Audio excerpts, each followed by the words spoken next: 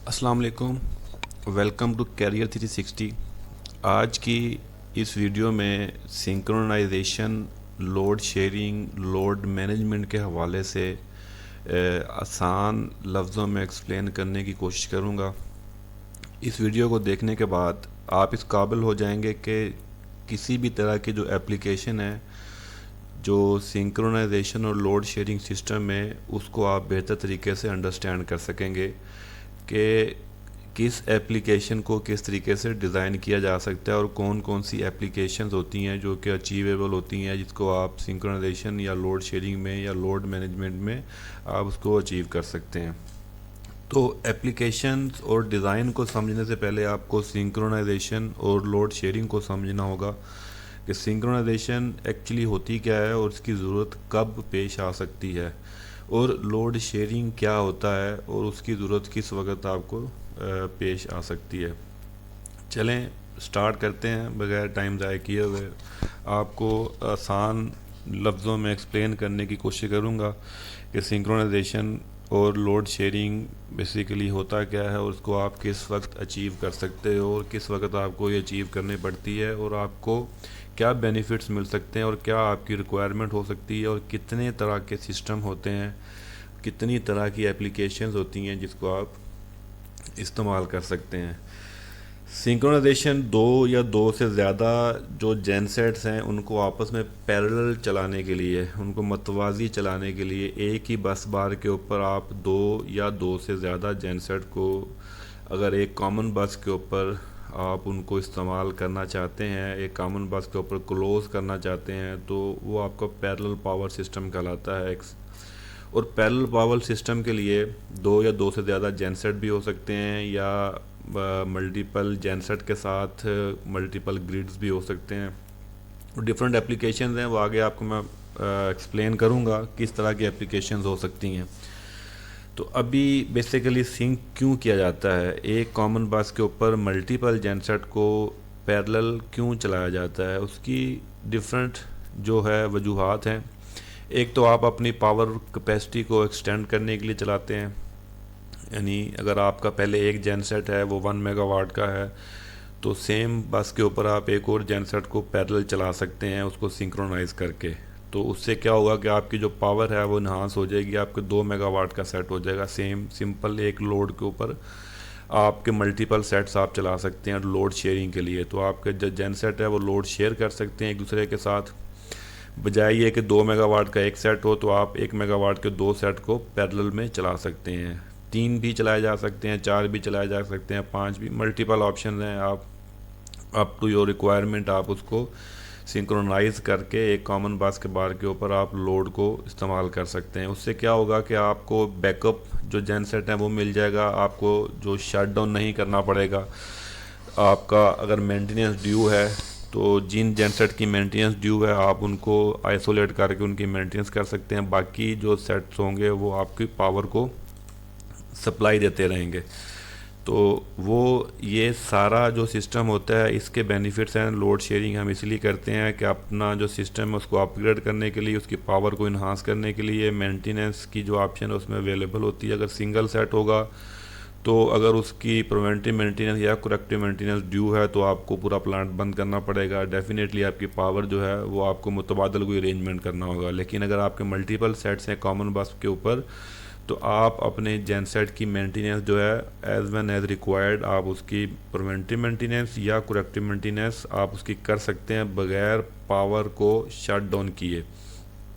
ठीक है, यानी आपके दो से ज़्यादा सेट्स हैं तो बाकी सेट्स हैं वो पावर सप्लाई करते रहेंगे और जो दूसरा मेंटेनेंस वाला सेट है उसको मेंटेनेंस के बाद दोबारा आप उसको इन लाइन ले सकते हैं। जैसे आपकी मेंटेनेंस ड्यू हुई तो वो सेट आप चलाकर उसको सिंक्रोनाइज़ करेंगे और वो पावर सप्लाई करना शुरू कर देगा। तो ये जो है एक तो ये इसका बेनिफिट है कि आपकी मेंटेनेंस जो है वो आपकी ब्लैक आउट किए बगैर आपकी पॉसिबल है। अगर कोई प्रॉब्लम आ गई किसी एक मशीन में तो दूसरे जेनसेट जो हैं वो सप्लाई फ्राहम करते रहेंगे, ये उसका दूसरा बेनिफिट है। फिर लोड मैनेजमेंट जो है वो इजीली होती है, जितना लोड रिक्वायर्ड होगा उतने जेनसेट चलते रहेंगे, जितना लोड कम होगा उतने जेनसेट बंद होते जाएंगे। फॉर एग्जांपल एक कॉमन बस के ऊपर 5 जेनसेट्स जो हैं वो रनिंग इन अ पैरेलल अगर आपकी लोड डिमांड जो है वो कम है तो उससे ये होगा कि आपके एक्स्ट्रा जनसेट बंद हो जाएंगे। फॉर एग्जांपल 500 किलोवाट के 5 सेट हैं, तो अगर लोड आपका 2 सेट्स का है तो बाकी जो 3 सेट हैं वो आपके खुद ब खुद ऑटोमेटिकली जो है वो बंद हो जाएंगे और बाकी जो 2 सेट्स हैं वो सप्लाई करते रहेंगे। इस दौरान अगर लोड बढ़ता है, लोड इंक्रीज़ होता है, तो नंबर 3 जो है वो स्टार्ट हो जाएगा, फिर लोड बढ़ेगा तो नंबर 4 स्टार्ट हो जाएगा। That is called load management. तो इससे क्या होगा कि आपका लोड भी मैनेज होता है, आपके जनरेटर का जो फ्यूल है वो आप सेव कर सकते हैं। बजाय एक ही अगर बड़ा जेन सेट है वो चल रहा है तो वो 20% लोड पे भी वही चलेगा और 80% लोड पे भी वही चलेगा। तो इस केस में आपका 20% लोड में आपके एक्स्ट्रा जेनसेट बंद हो जाएंगे, तो एक जेनसेट की कैपेसिटी का जो लोड है वो चलता रहेगा, तो आपकी फ्यूल की जो कॉस्ट है वो आप सेव कर सकते हैं। तो ये मेन कॉन्सेप्ट होता है पैरेलल ऑपरेशन के हवाले से, और जिसको हम सिंक्रोनाइजेशन और लोड शेयरिंग कहते हैं और पैरेलल ऑपरेशन कहते हैं। अब पैरेलल चलाने के लिए सिंक्रोनाइज करना ज़रूरी होता है, और सिंक्रोनाइज करने के बाद लोड शेयरिंग जो वो ज़रूरी होती है। सिंक्रोनाइजेशन क्या होती है? सिंपल, आपका जो वोल्टेज, कॉमन बस के वोल्टेज और जो इनकमिंग जेनसेट है जो आपने पैरेलल चलाना है उसके वोल्टेज सेम होने चाहिए, उसकी जो फ्रीक्वेंसी है वो सेम होनी चाहिए, फेज़ एंगल जो है वो आपका सेम होना चाहिए और फेज़ सीक्वेंस सेम होनी चाहिए। ये 4 चीज़ें आपने सेम करनी है तो आप अपने ब्रेकर को क्लोज कर सकते हैं उस कॉमन बस के ऊपर। तो ये सारा जो काम है इन चारों चीज़ों को मैच करने का काम है। फेज़ सीक्वेंस तो आप उसको हार्ड फेज़ सीक्वेंस, वो आपकी फेज़ सीक्वेंस दुरुस्त होनी चाहिए। आपका फेज़ एंगल, वोल्टेज और फ्रीक्वेंसी, ये आपकी ऑटोमेटिकली आपका सिस्टम के थ्रू एक पीएलसी, एक कंट्रोलर, एक मॉड्यूल जो होगा जो ऑटोमेटिकली इसको कंट्रोल करेगा। सिंपल स्टेप हैं किसी भी सिंक्रोनाइजेशन और लोड शेयरिंग को अचीव करने के लिए। तो सबसे पहले आपका जो कंट्रोल होना चाहिए, control of AVR, control of governor और डायरेक्शन ऑफ कंट्रोल, यानी आपका ऑटोमेटिक वोल्टेज रेगुलेटर है जिससे आप जनरेटर की वोल्टेज को कंट्रोल करेंगे, और गवर्नर से आप उसकी फ्रीक्वेंसी को कंट्रोल करते हैं। नहीं, आरपीएम कंट्रोल होते हैं और आरपीएम फ्रीक्वेंसी के साथ लिंक्ड होते हैं, तो उससे आप फ्रीक्वेंसी की कंट्रोल आपका होगा, और डायरेक्शन आपकी, इन्हीं दोनों की जो डायरेक्शन है वो आपकी करेक्ट होनी चाहिए, तो वो मैटर करती है। तो सिंक्रोनाइजेशन के बाद लोड शेयरिंग होती है, यानी लोड शेयरिंग मीन कि आपके 2 या 2 से ज़्यादा डीजी सेट एक कॉमन बस के ऊपर सिंक होते हैं। सिंक के लिए आपने वो रिक्वायरमेंट पूरी कर दी, फेज़ एंगल पूरा हो गया, वोल्टेज पूरे हो गए और फ्रीक्वेंसी पूरी हो गई। उसके बाद आपने इक्वली उसकी जो लोड शेयरिंग होनी चाहिए, यानी अगर एक जेनसेट के ऊपर 500 किलोवाट है, उसकी कैपेसिटी 1 मेगावाट है, तो दूसरा भी 1 मेगावाट का, तो वो इक्वल लोड शेयर करें। 500 किलोवाट के ऊपर वो शेयरिंग करते रहे, यानी जो भी लोड आएगा उसको इक्वली डिस्ट्रीब्यूट करेंगे परसेंटेज के हिसाब से। तो अपनी कैपेसिटी का परसेंटेज जो होगा उसके अकॉर्डिंगली वो इक्वली परसेंटेज शेयर करेंगे। That is called load sharing. उसके लिए गवर्नर और एवियर का कंट्रोल होना ज़रूरी होता है। दोनों का कंट्रोल सिंक के दौरान भी चाहिए, और उसके बाद भी आपको लोड शेयरिंग में भी आपकी एक्टिव पावर जो है वो जो है गवर्नर के थ्रू कंट्रोल होती है, और रिएक्टिव पावर जो है वो आपकी एवीआर के थ्रू कंट्रोल होती है। तो आपका वो जो सिंक्रोनाइजिंग का जो सिस्टम है वो ऑटोमेटिकली उसको कंट्रोल करता रहता है, उसको मैनेज करता रहता है, वोल्टेज को और उसके फ्रीक्वेंसी को। तो ये जैसे इस पिक्चर में आप देखेंगे कि आपको कोई भी कंट्रोलर होगा, कोई भी आपका जो सिस्टम होगा वो किसी भी ब्रांड का हो सकता है, उसकी ये आपकी जो आउटपुट देगा आपको, एनालॉग और डिजिटल 2 तरह की आउटपुट्स होती हैं जिससे वो एवीआर और गवर्नर को कंट्रोल कर रहा होता है। तो इसी से आपकी सिंक्रोनाइजेशन भी इन्हीं से होती है, और लोड शेयरिंग भी आपकी इसी आउटपुट से होती है जो कि इसको मैनेज करता है अकॉर्डिंगली लोड के हिसाब से।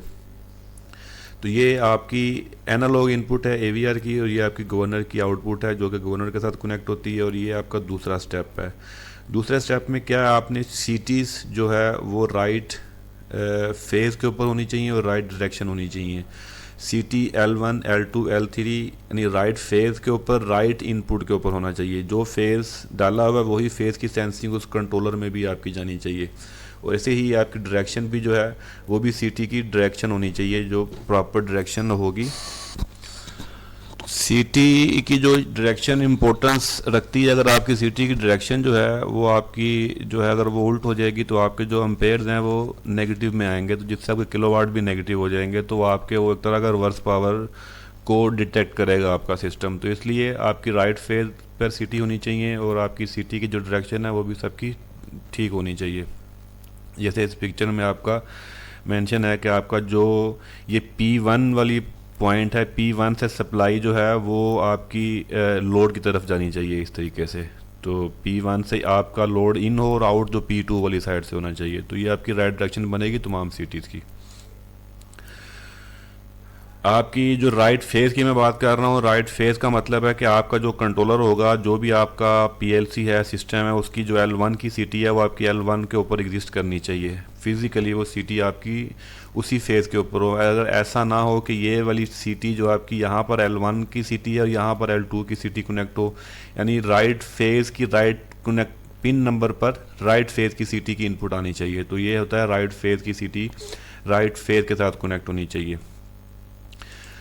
अच्छा, उसके बाद आपकी कम्युनिकेशन मैटर करती है। तमाम कंट्रोलर्स आपस में एमएससी लिंक से कनेक्ट होते हैं। तो ये हर कंट्रोलर का अपना नाम होता है, किसी में कैन होता है उसको, किसी में आपको लोड शेयर लाइन कहते हैं उसको, किसी में वो एमएससी लिंक होता है। जैसे डीप सी में आपकी वो MSc link multi set communication link होगा, और दूसरे जो कंट्रोलर होंगे वहाँ पर वो कैन लिंक भी हो सकता है और लोड शेयर लाइन भी हो सकती है। तो ये बेसिकली लिंक का मकसद होता है कि ये तमाम जो कंट्रोलर्स हैं ये आपस में जो कम्युनिकेट करते हैं। अगर ये कम्युनिकेशन ब्रेक हो जाती है तो लोड शेयरिंग पॉसिबल नहीं हो सकती, क्योंकि लोड शेयरिंग के लिए आपस में कम्युनिकेट करना ज़रूरी होता है, अदरवाइज़ वो कम्युनिकेट नहीं कर पाएगा। सिंक्रोनाइज तो हो जाएगा लेकिन लोड शेयरिंग नहीं हो सकती।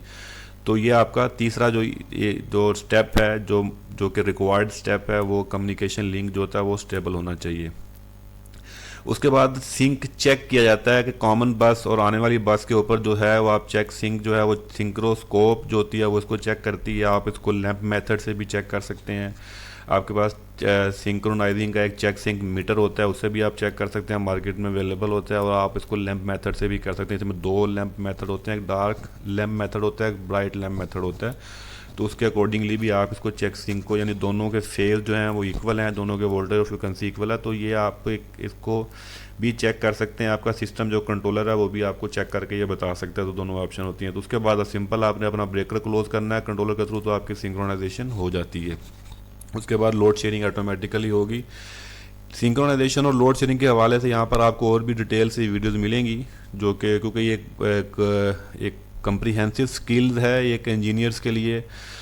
इसमें डिज़ाइनिंग है, इसमें कॉन्फ़िगरेशन है, ट्रबल शूटिंग है, इसमें कंप्लीट ऑटोमेशन है। तो ये कंप्लीट एक बहुत बड़ा स्किल्स है। इसको ग्रिप पे लाने के लिए आपको ये तमाम जो चीज़ें हैं ये लर्न करना बहुत ज़रूरी हैं, क्योंकि ये वीडियो बेसिकली सिंक फ़िलासफ़ी जो उसको डिस्कस कर रहा हूँ मैं, और इसकी जो एप्लीकेशन हैं वो किस तरह की होती हैं और उसको किस तरीके से डिज़ाइन किया जाता है वो आपको मैं डिस्कस कर रहा हूँ। तो सिंपल अगर पहली एप्लीकेशन की बात करें तो इसमें मल्टीपल जेनसेट्स हो सकते हैं।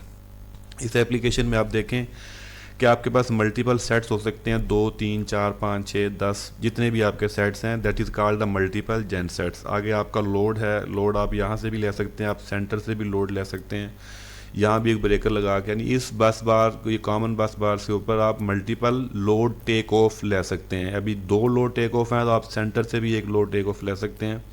डिपेंड करता है कि आपकी बस के ऊपर कितने सेट्स हैं और कितना एम्पेयर का लोड है। तो उसको आप मल्टीपल लेंगे तो आपकी बस बार का साइज़ जो है वो कम हो जाएगा। तो इसलिए ये मल्टीपल जेन सेट हैं। ये कॉमन बस के ऊपर ये ब्रेकर के थ्रू कंट्रोल होंगे। ये ब्रेकर 2000 एम्पेयर्स के ब्रेकर्स हैं और अकॉर्डिंग टू जेन सेट की कैपेसिटी के हिसाब से है। तो इस हिसाब से आपके ये ब्रेकर हैं। ये आपका ब्रेकर डिपेंड करता है 3000 एम्पेयर और 3000 एम्पेयर के 2 ब्रेकर आपके लगेंगे। ये 300 नहीं है, 3000 होगा। ये 1 जो 0 है वो यहाँ से मेरा ख्याल है मिस हुआ है। तो ये 3000 एम्पेयर के 2 ब्रेकर्स होंगे और ये आपके ब्रेकर 6000 एम्पेयर का लोड बन रहा है। इसलिए आपके लोड 2 टेक ऑफ हैं। लोड टेक ऑफ ये राइट साइड पे, ये लेफ्ट साइड पे। तो ये एक सिंपल एप्लीकेशन है जिसे हम कहेंगे मल्टीपल जेनसेट। उसके बाद एक दूसरी एप्लीकेशन आती है single genset with single utility. Utility यानी कमर्शियल पावर, आपकी कोई भी कमर्शियल पावर है, आपकी मेंस भी कहते हैं इसको, कमर्शियल पावर भी कहते हैं, यूटिलिटी भी है। उसके साथ आप अपने जेनसेट को सिंक कर सकते हैं। तो आपको यहाँ पर एक कंट्रोलर चाहिए, किसी भी ब्रांड का कंट्रोलर आप लगा सकते हैं। आपको डिफरेंट ब्रांड्स मैं आगे बताता हूँ कौन कौन से ब्रांड्स हैं, इसको आप यूज़ कर सकते हैं। इसीलिए आपको सिंगल कंट्रोलर चाहिए आपको इसके लिए, जिसमें आप सिंगल सेट और सिंगल्स मेंस को जो है आपस में लोड कंट्रोल कर सकते हैं। फिक्स इंपोर्ट और फिक्स एक्सपोर्ट की ऑप्शन है कि आप इसको पैरेलल भी चला सकते हैं, कॉन्टीन्यूस पैरेलल भी चला सकते हैं, और आप इसको सॉफ्ट ट्रांसफ़र के दिए भी चला सकते हैं। सॉफ्ट ट्रांसफ़र क्या होगा कि आपकी कमर्शियल पावर पे आपका लोड चल रहा है और आपका जो लोड शेडिंग होने वाली है, अगर तो प्लान लोड शेडिंग है, शेड्यूल्ड लोड शेडिंग है, तो आप लोड शेडिंग से 5 मिनट पहले जेनसेट को चलाकर और सारा लोड जो है वो आप अपने जेनसेट के ऊपर सॉफ्टली ट्रांसफ़र कर लेंगे। ठीक है, उसके बाद आप ये ब्रेकर को निकाल सकते हैं थ्रू दिस कंट्रोलर। तो 5 मिनट बाद आपकी ये जो है शट डाउन हो जाएगा आपकी कमर्शियल पावर का, तो आपका लोड जो है वो जी सेट के ऊपर चलता रहेगा। That is called soft transfer. तो उसके बाद फिर आप इसको ऑटो मोड पे कर देंगे, तो once the mains power come back, जब भी पावर आपकी रिस्टोर होगी तो automatically this genset will synchronize with the utility और load gradually transfer to the utility, और उसके बाद जेनसेट जो है वो स्टैंड बाय मोड पर चला जाएगा। तो ये एप्लीकेशन आपकी single set with single mains कहलाती है। इसमें आपका सॉफ्ट ट्रांसफ़र कहलाएगा। If you want to run the parallel operation with continuous parallel operation, either the fixed import or the fixed export, उसमें क्या होगा कि आप अपने फॉर एग्जांपल आपका जो ग्रिड की सप्लाई है वो 2 मेगावाट की है और 1 मेगावाट का आपका सेट है, तो आपका जो लोड है वो 3 मेगावाट का है, तो आप दोनों को इकट्ठा चलाकर आप अपना लोड जो है वो शेयर करते रहेंगे इसके साथ। 2 मेगावाट आपका इस पे रहेगा, फिक्स हो जाएगा, बाकी जो लोड होगा वो आपका जेनसेट के ऊपर रहेगा। तो वो आपकी फिक्स जो है वो आपकी इंपोर्ट कहलाएगी, फिक्स इंपोर्ट कर रहे हैं आप 2 मेगावाट। तो that is called the continuous parallel operation. उसमें आप अपना लोड को मैनेज कर सकते हैं, कंट्रोल कर सकते हैं अकॉर्डिंग टू योर रिक्वायरमेंट, किसी एक को फिक्स कर सकते हैं आप इसमें। तो ये आपकी सिंगल जेनसेट और सिंगल मेंस की सप्लाई। इसके बाद आपकी आती है कि मल्टीपल जेनसेट विद मेंस। इसमें आप क्या करेंगे, इस एप्लीकेशन में आप देखें कि 3 जेनसेट हैं आपके, वो कॉमन बस पे सिंक्रोनाइज हो रहे हैं, और एक आपका ग्रिड है जो कि मेन सप्लाई है, कमर्शियल पावर है, वो आपकी कनेक्ट हो रही है उसी लोड के साथ। तो इसमें भी आप सॉफ्ट ट्रांसफ़र भी कर सकते हैं, आप इसमें कंटिन्यूस पैरेलल ऑपरेशन भी कर सकते हैं। This is called the multiple genset with mains. तो इसमें आपकी कुछ SLD जो है वो कुछ इस तरह की आपकी SLD बनेगी। अगर आप देख सकते हैं इजीली, आप वेरी सिंपल मैंने इसको डिज़ाइन करके समझाने के लिए बताया हुआ है।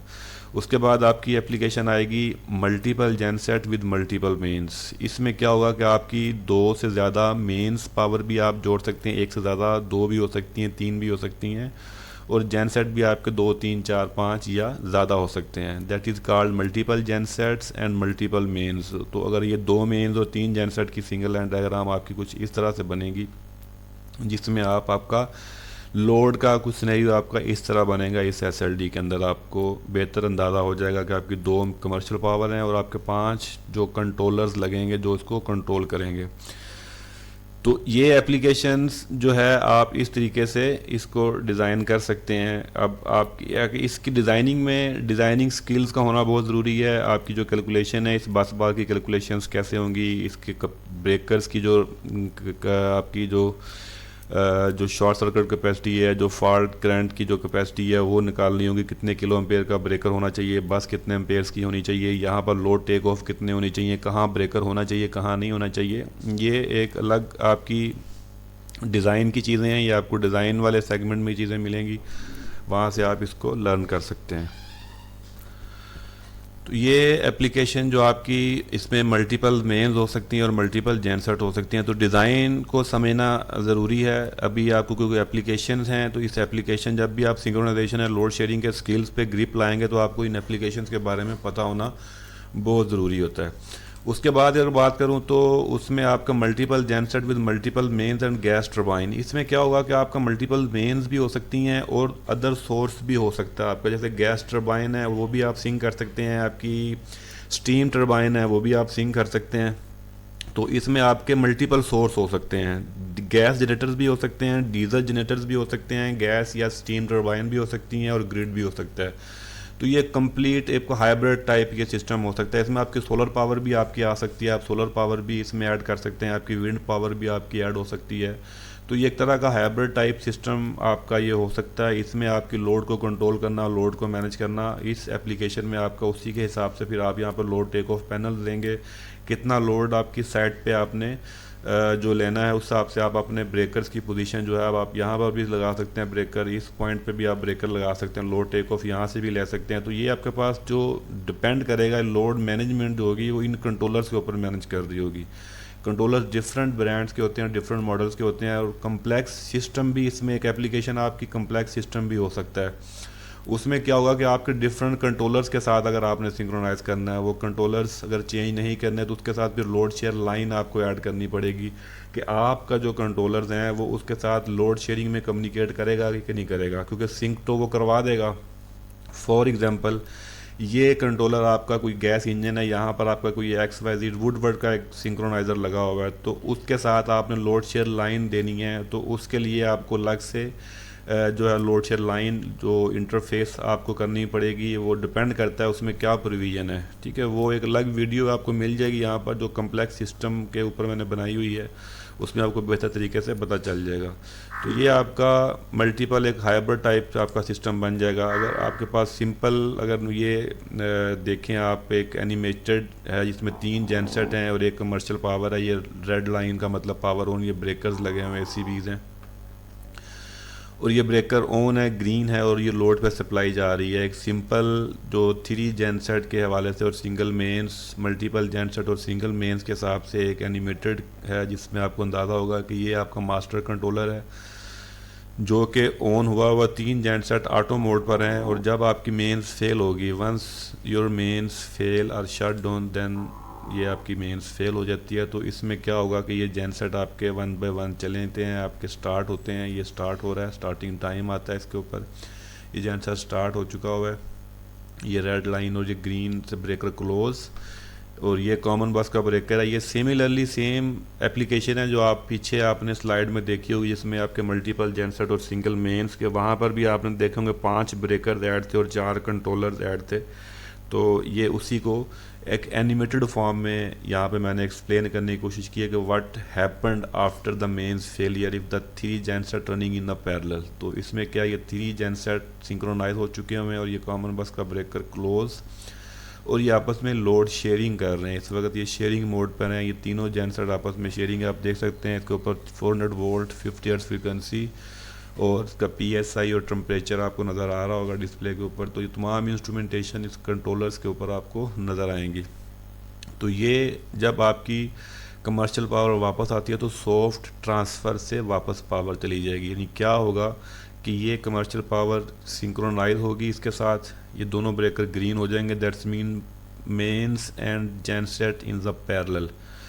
तो once the in parallel then these gensets load ramp off, यानी लोड जो है वो रैम्प ऑफ करेंगे, लोड ट्रांसफ़र करेंगे to the mains to the grid, और जब लोड सारा ट्रांसफ़र हो जाएगा उसके बाद ये स्टैंड बाय मोड पर वापस आ जाएंगे। So once the main restored, अब मेन रिस्टोर्ड हो चुकी है, रिटर्न डिले आपका इस पर आ चुका हुआ है।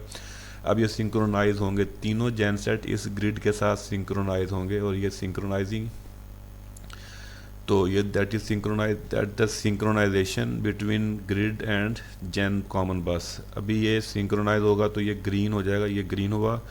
No in the common bus and mains power is the parallel mode. अब इस पैरेलल मोड में है, लोड ट्रांसफ़र हो रहा है ramp down to the main supply. तो लोड आपका जो है वो ट्रांसफ़र होने के बाद ये जो है ब्रेकर ओपन हो जाएगा, कॉमन बस का breaker, that is bus ACB। Bus ACB will open after the load ramp off. Once the breaker off after the load transferring to the mains, then genset 1 by 1 goes down to the standby mode. That genset cool down time will start. After cool down time genset will goes to the standby mode. तो अभी आप देख रहे हैं कि ये cool down time ख़त्म होने के बाद ये स्टैंड बाय मोड पर आ चुके हुए हैं, और ये जेनसेट इस वक्त स्टैंड बाय मोड पर। तो ये एक सिंपल एप्लीकेशन का जो एक्चुअल में बिहेवियर है वो इस तरीके से होगा। ऐसे ही तमाम एप्लीकेशन जो हैं बिहेव करती हैं। मेन जो है आपका जो स्किल्स हैं इसमें वो आपकी डिज़ाइनिंग के स्किल्स मैटर करते हैं कि आप इस सिस्टम को डिज़ाइन किस तरीके से करेंगे, कंपोनेंट की सिलेक्शन है, कंपोनेंट की चूजिंग है। उसके बाद आपका दूसरा स्किल्स है आपकी ऑटोमेशन वाला स्किल, जिसमें आपकी पीएलसी कंट्रोलर्स की। तो इसी तरीके से तमाम एप्लीकेशन जो हैं इस तरीके से काम करती हैं। अब आपके पास जो स्किल्स होनी चाहिए वो इलेक्ट्रिकल इंजीनियरिंग के फंडामेंटल्स को बेहतर तरीके से समझते हों, जो डिज़ाइनिंग जो होती है जो स्विच गियर के हवाले से, एप्लीकेशन के हवाले से वो आप बेहतर समझते हैं। उसके बाद सिंक्रोनाइजेशन और लोड शेयरिंग का जो कॉन्सेप्ट है उसके स्किल्स आपके पास होने चाहिए। उसके बाद फिर आपका जो कंट्रोलर्स हैं उनकी कॉन्फ़िगरेशन, पीएलसी कॉन्फ़िगरेशन, उनकी डिज़ाइनिंग, वो स्किल्स आपके पास होने चाहिए। तो आप ये परफॉर्म कर सकते हैं, या आप एक्टिविटी परफॉर्म कर सकते हैं, आप एज अ फ्रीलांसर ये काम कर सकते हैं। अगर आप अपने अंदर ये कैपेबिलिटी डाल लेते हैं, ये लर्निंग आप ले लेते हैं, तो इसके आपके बहुत सारी वीडियोस आपको किसी चैनल पे भी मिल जाएंगी जिस पे आप स्टेप बाय स्टेप आप ये तमाम चीज़ें जो हैं वो सीख सकते हैं। तो ये एक सिंक्रोनाइजेशन और लोड शेयरिंग के हवाले से था। अब ये कौन से कंट्रोलर्स होते हैं, कौन से पीएलसीज होते हैं, या कौन से मॉड्यूल्स होते हैं जिससे आप ये सारा जो डिज़ाइन है, जो सारा सिस्टम है, जो ऑटोमेशन है वो अचीव कर सकते हैं ऑटोमेटिकली। उनमें आपका ये 6 वेल रिनाउंड ब्रांड्स हैं जो कि मार्केट में अवेलेबल होते हैं वर्ल्ड वाइड। ये डाइफ है, ये डेनमार्क का एक प्रोडक्ट है, ये भी सिंक्रोनाइजेशन और लोड शेयरिंग कंट्रोलर बनाता है जेनसेट की डिफरेंट एप्लीकेशंस के हवाले से। डीप सी इलेक्ट्रॉनिक्स है, डीएससी, ये भी एक बहुत फेमस ब्रांड है, यूके का ब्रांड है। ये भी बहुत सारे कंट्रोलर्स बनाता है जिसमें सिंक्रोनाइजेशन और डिफरेंट एप्लीकेशन के हिसाब से ये कम्प्रीहेंसिव सॉल्यूशन है इनके पास। कम्प्लेक्स से कम्प्लेक्स सॉल्यूशन आप अचीव कर सकते हैं। ऐसे वुडवर्ड है, अमेरिकन ब्रांड है, फिर मिकाल्टे है, इटली का ये ब्रांड है। लिवाटो है, यूरोपियन ब्रांड है। कॉमैप है, चेक रिपब्लिक का ये ब्रांड है। तो ये डिफरेंट ब्रांड्स हैं जो वेल रिनाउंड और फेमस मार्केट के लीडर्स हैं। इसमें आप अपनी इनका बेसिक फंडामेंटल सेम है, बेसिक कॉन्सेप्ट सेम है, बेसिक इनपुट आउटपुट सेम होती हैं, क्योंकि सिंक्रोनाइजेशन और लोड शेयरिंग की जो इंजीनियरिंग है वो एक ही है। सिंक्रोनाइजेशन और लोड शेयरिंग का जो कॉन्सेप्ट है, जो प्रिंसिपल है वो सेम है, ठीक है। तो उस पर कोई चेंजेस नहीं होती हैं। वो तमाम ये कंट्रोलर उसी फंडामेंटल्स को, उसी प्रिंसिपल्स को ही फॉलो करते हैं। बस इनका सॉफ्टवेयर अलग होता है, इनकी सेटिंग्स अलग होती हैं। सेटिंग्स में जो टर्मिनोलॉजीज़ है, जो बेसिक इनपुट्स आउटपुट्स, जो setting, governor control, AVR control, input sensing, CT sensing, PT sensing, वो सब में सेम होती है। तो किसी एक कंट्रोलर पे ग्रिप लेने का मतलब है कि आप तमाम कंट्रोलर पे काम कर सकते हैं, वो कोई प्रॉब्लम नहीं होती उसमें। किसी एक पे आपकी मेन ग्रिप या मेन एक्सपर्टीज़ किसी भी एक पर होनी ज़रूरी है। तो उसके बाद आप तमाम के ऊपर इनके मैनुअल देखकर, इनके सॉफ्टवेयर को डाउनलोड करके आप वो तमाम चीज़ों को अचीव कर सकते हैं। तो ये एक डिटेल के साथ एप्लीकेशन के हवाले से, एक डिज़ाइन एप्लीकेशन के हवाले से एक ओवरव्यू था जिसमें सिंक्रोनाइजेशन और लोड शेयरिंग के हवाले से मैंने मल्टीपल आपको ऑप्शंस, मल्टीपल एप्लीकेशन के हिसाब से डिस्कस किया था। उम्मीद करता हूँ आपको ये वीडियो अच्छी लगी होगी। फर्दर मोर आपको कोई क्वेरी हो, आप कुछ पूछना चाहते हो रिलेटेड इस वीडियो के, तो आप कमेंट सेक्शन पे जाकर कमेंट्स कर सकते हैं। इसके अलावा और कुछ जानना चाहते हैं तो दूसरी वीडियोस भी इसके ऊपर आपको मिलेंगी। अगर आपने ये चैनल सब्सक्राइब नहीं किया हुआ, अगर आप समझते हैं कि ये अब वर्ती है, ये आपके स्किल्स को इन्हांस कर सकता है, यहाँ पर आप कुछ लर्निंग ले सकते हैं, तो आप इसको ज़रूर सब्सक्राइब कीजिएगा। मिलते हैं अगली किसी शानदार वीडियो में, तब तक के लिए अपना ख्याल रखिएगा। Wish you all the best of luck. अल्लाह हाफिज़।